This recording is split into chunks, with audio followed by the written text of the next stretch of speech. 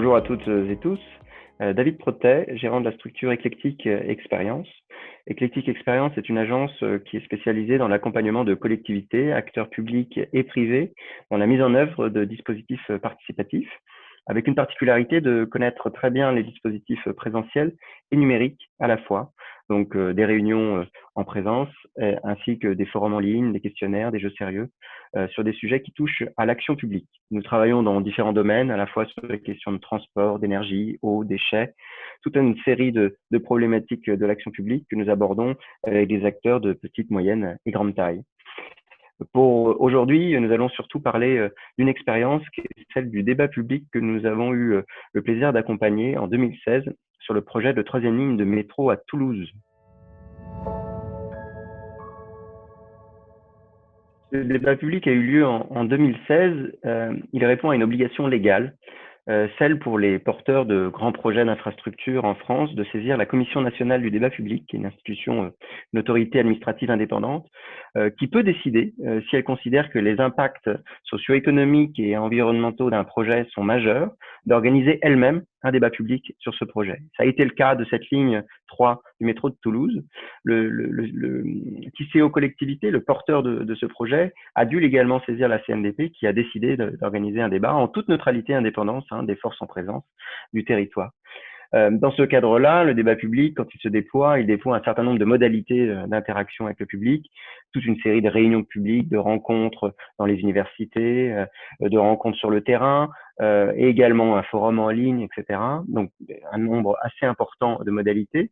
Et nous avions en charge notamment une modalité particulière qui était l'organisation d'un certain nombre d'ateliers de cartographie.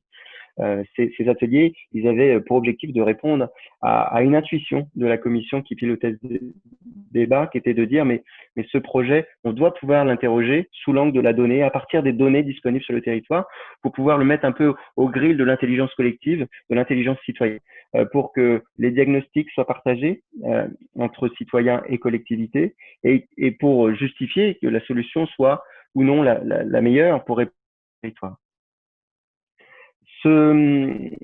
Cette intuition, elle est liée au fait que ce projet, le TCO collectivité affichait une ambition qui était de répondre à un besoin de renforcer l'usage des transports collectifs, notamment dans les transports domicile-travail.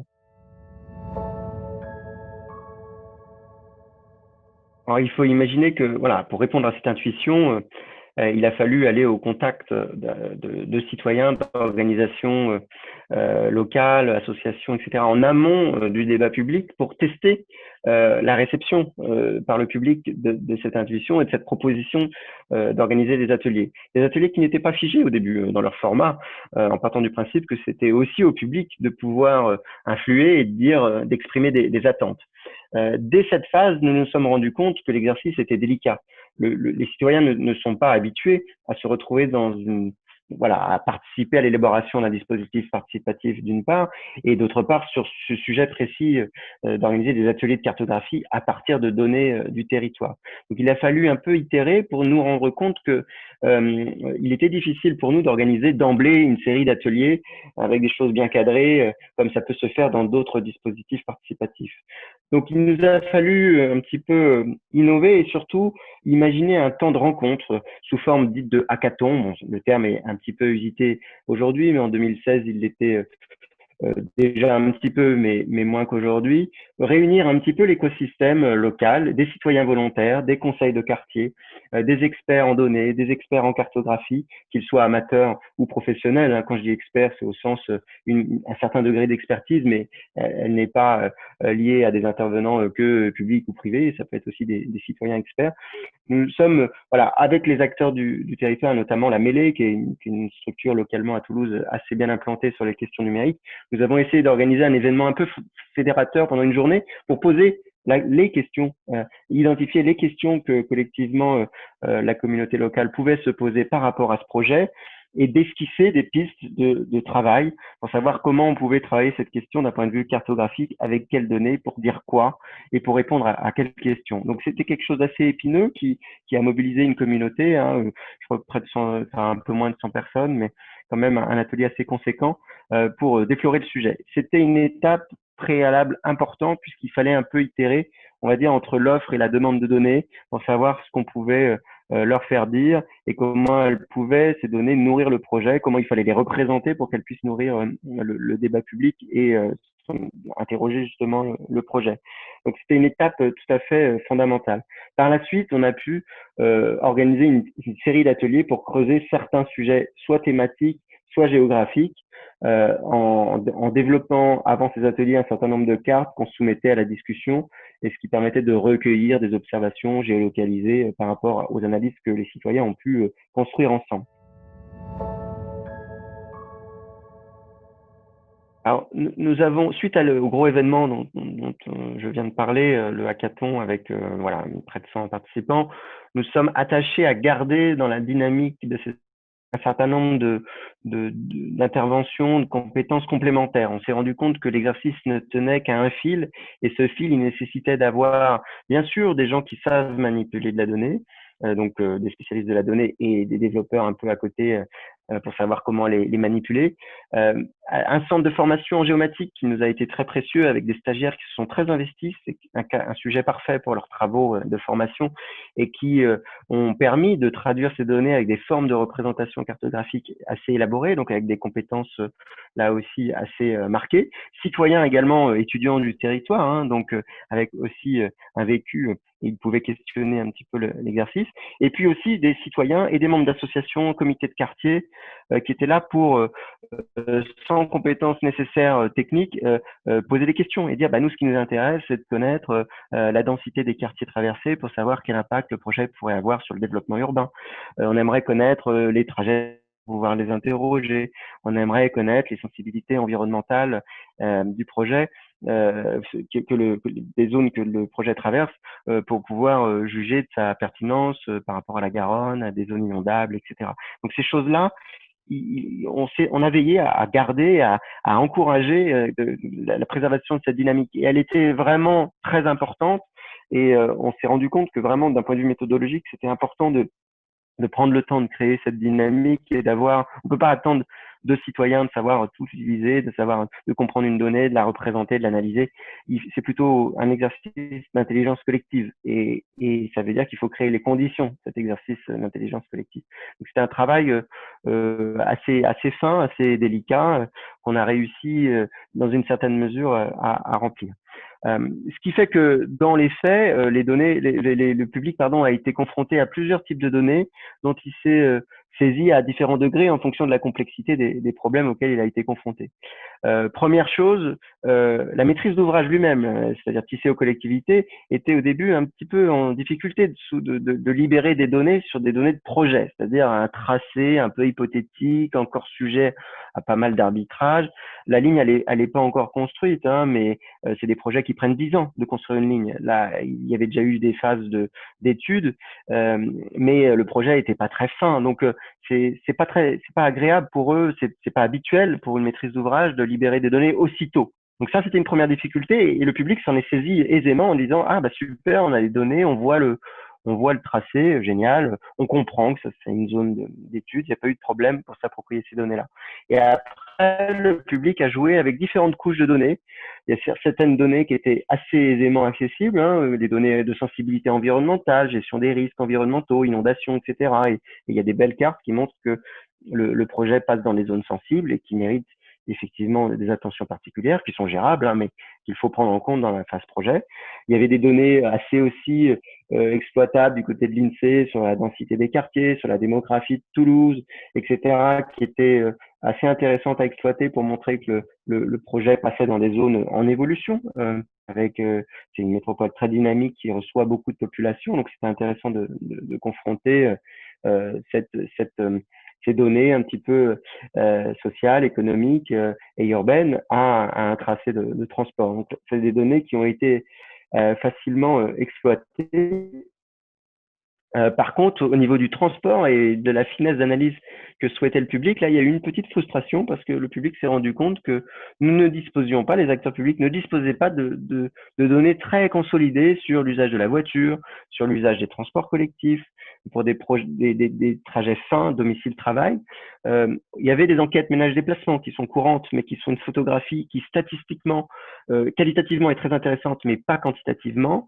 Et c'est vrai que le public a été un peu désarçonné en disant, mais c'est bizarre, à l'heure des téléphones portables où il y a des masses de données considérables qui sont stockées, on devrait pouvoir imaginer de pouvoir tracer facilement et de générer des données anonymes dans le respect des préoccupations de la CNIL et du RGPD, construire des trajets domicile-travail assez aisément, y compris sur une base volontaire. Ça, on l'a vu dans d'autres collectivités, notamment Montréal avait sorti une application il y a quelques années qui permettait volontairement de dire je contribue en donnant mon trajet domicile-travail ou domicile-domicile, etc. Et je le fais sur une base volontaire. Et c'est vrai qu'on est à un stade où ces données devraient permettre, dans le domaine du transport, d'optimiser quand même assez facilement et de donner à voir ce que fait le territoire, comment les gens se déplacent et quelles seraient les meilleures options de déplacement en transport collectif ou via d'autres usages. Voilà, juste pour illustrer le fait que les données, en fonction de leur disponibilité, en fonction de l'ancienneté, de leur mise à disposition par les acteurs publics, ont pu être appropriées par le public, mais de différentes manières, en soulevant des questions intéressantes, en disant mais là, on doit pouvoir faire mieux.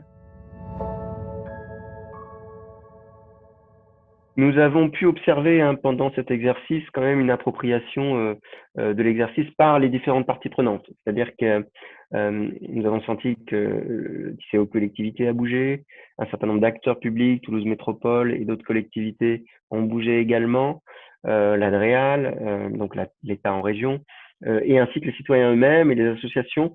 Il y a eu, chacun a essayé de faire un pas pour essayer de détricoter un exercice qui reste quand même très difficile.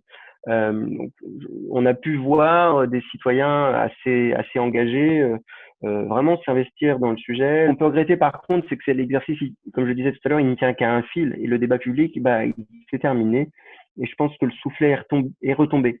Il faudrait vraiment animer une communauté localement pour que cette dynamique se préserve dans le temps et puisse faire progresser collectivement l'ensemble des acteurs. Beaucoup de choses ont été pointées, des insuffisances dans les données, des solutions. Comment aller plus loin, comment se doter d'outils statistiquement plus intéressants. Donc il y a plein de choses qui ont été posées sur la table, mais il me semble, à ma connaissance, que le portage, il était difficile à assurer, il est assuré dans le temps. Et je pense que là, on est sur une expérimentation qu'on a essayé de documenter en la partageant au sein de collectifs, notamment de recherche, pour dire cette question entre données et concertation, elle mérite d'être traitée peut-être de manière un petit peu plus approfondie sur les différents territoires et dans le temps, parce que c'est un exercice difficile à tenir. L'ensemble des parties prenantes n'est pas habitué et il y a des méthodes à inventer, il y a des outillages à développer et à maintenir dans le temps pour que des communautés puissent appréhender la difficulté que ça comporte et apporter des solutions aux différentes étapes. Je pense que cette modalité de débat, parmi d'autres encore une fois, elle a contribué à une analyse un peu approfondie de ce projet de troisième ligne de métro. Les réunions publiques, l'ensemble des modalités en ligne de participation, etc., ont pointé certains points durs du projet et la maîtrise d'ouvrage a été un petit peu amenée à aussi défendre son projet et à le présenter aussi parfois un petit peu autrement. C'est un exercice de participation qui est intéressant dans le sens où il a permis de mettre au grill du public un certain nombre de principes structurant pour ce projet et ça permet de vérifier et de partager avec le public que c'est ou non un bon projet. Il y a eu des suites avec un conseil scientifique qui a été nommé après, qui a été constitué à la suite de ce débat public. Une réponse positive a été donnée par ce comité scientifique à la suite du débat pour dire oui, a priori, il est assez sérieux et surtout, il est complémentaire de lignes de tramway ou du développement du train. Donc, les choses ne s'opposent pas, mais se complètent. Et les ateliers de cartographie ont contribué à questionner cette opportunité en disant mais est-ce que vraiment ça remplit une fonction domicile-travail? Et ben là-dessus on manque de données, donc c'est quand même un petit point d'attention pour la suite des opérations. C'est-à-dire que on voit que les données ne sont pas si simples que ça, et surtout ça a fait aussi prendre conscience du fait que ce n'était pas qu'un projet de transport. Une ligne de métro, c'est aussi avant tout un projet urbain, de développement urbain, puisqu'on sait qu'une ligne de métro a des effets urbains majeurs autour des stations, avec une potentielle densification. Et c'est ces ateliers qui ont amené ces questions-là et qui ont mis la maîtrise d'ouvrage en situation de devoir apporter des réponses. Et il nous semble que c'est exactement, ça démontre l'intérêt d'un débat public. C'est-à-dire que d'avoir un projet, entre guillemets, tout cuit et défendu par des cabinets d'études qui disent, regardez, les conclusions, c'est petit a, petit b, petit c, et les citoyens sont dépourvus de moyens d'analyse, hein, en disant, bah, moi, je suis pas cabinet d'études, donc je peux pas dire grand-chose. Là, il me semble que l'atelier déplace la focale et il amène les citoyens à triturer des données pour challenger justement ces études ou les conclusions de la maîtrise d'ouvrage et renforcer potentiellement un accord commun sur ce type d'initiative parce que aujourd'hui on est dans une époque de défiance vis-à-vis des pouvoirs en place, mais aussi des cabinets d'études, d'expertise qui font des analyses, qui auraient des intérêts peut-être cachés ou pas cachés avec les parties prenantes. Et il est important que le citoyen puisse, en toute transparence, voilà, vérifier un peu, avoir accès à ces données et potentiellement nourrir avec de nouvelles propositions, des idées nouvelles qui peuvent faire bouger le projet vers un meilleur projet, c'est quand même l'objectif, ou vers un abandon du projet si le projet n'est pas bon, mais il faut qu'on se donne cette possibilité-là. Il me semble que là-dessus, la donnée peut jouer un rôle dans les méthodologies de débat public. À notre connaissance, ça reste des démarches qui ont été peu expérimentées sur les territoires. On est preneur hein, de partager ça avec d'autres confrères, intervenants, chercheurs ou praticiens dans le domaine de la concertation, mais nous n'en avons pas identifié à l'époque et dans les années qui ont suivi, alors que l'intuition de base nous semble quand même bonne. C'est-à-dire que travailler la donnée, travailler à des formes de représentation devrait être un bon moyen, un des moyens en tout cas, de répondre à cette défiance dont je viens de parler, qui tend à s'enraciner vis-à-vis des acteurs publics et aussi des cabinets d'études, et qui pourrait mettre le citoyen, créer les conditions de contribution aussi et d'amélioration des projets et de la décision publique. Pour résumer peut-être trois principes forts, mais je l'ai évoqué tout à l'heure, il nous semble qu'il faut créer des communautés d'intérêt autour de ces données parce que le sujet est épineux et il doit être partagé avec des citoyens qui n'y connaissent rien mais qui ont des choses à dire hein, sur leur territoire, avec des gens qui connaissent la donnée, qui connaissent le développement informatique, qui connaissent la représentation cartographique, avec les donneurs d'ordre, avec l'écosystème local. C'est important de créer des communautés d'intérêt euh, animées dans le temps qui puissent se saisir de ces enjeux les sujets les collectivités ont 10 000 sujets à soumettre en concertation et cette communauté pourrait à chaque fois disposer d'autant de cas d'études pour s'activer et trouver des solutions. Cette communauté, à partir du moment où il y a communauté, il y a une capacité de capitalisation et d'expérimentation qui se met en place. C'est un bénéfice, je pense, pour l'action locale de pouvoir mettre en place des méthodes où on capitalise et où on assure une continuité dans le temps. C'est ce qui manque à ces expérimentations pour se consolider. Et troisième point important, il nous semble qu'il faut vraiment mettre cette communauté au service d'un passage, non pas de limiter l'open data ou les données à l'offre, mais vraiment à la demande, former l'idée de demande en tant que citoyen, en tant qu'acteur public, nous avons besoin de telle et telle donnée. C'était assez marqué dans le débat toulousain. On est sorti avec des idées très fortes pour mieux connaître les transports, pour mieux connaître les questions urbaines et c'est dommage de ne pas enclencher derrière des chantiers pour dire on a besoin de ces données, on va les produire dans le respect du RGPD au bénéfice de l'action publique et d'avoir une prise citoyenne sur ces données mises au service encore une fois de l'action publique. Donc c'est vraiment trois principes, nous semble-t-il, qui ressortent de notre expérimentation et qu'on aimerait partager avec d'autres acteurs au bénéfice de nouvelles expérimentations et mises en place d'actions sur différents territoires à différentes échelles.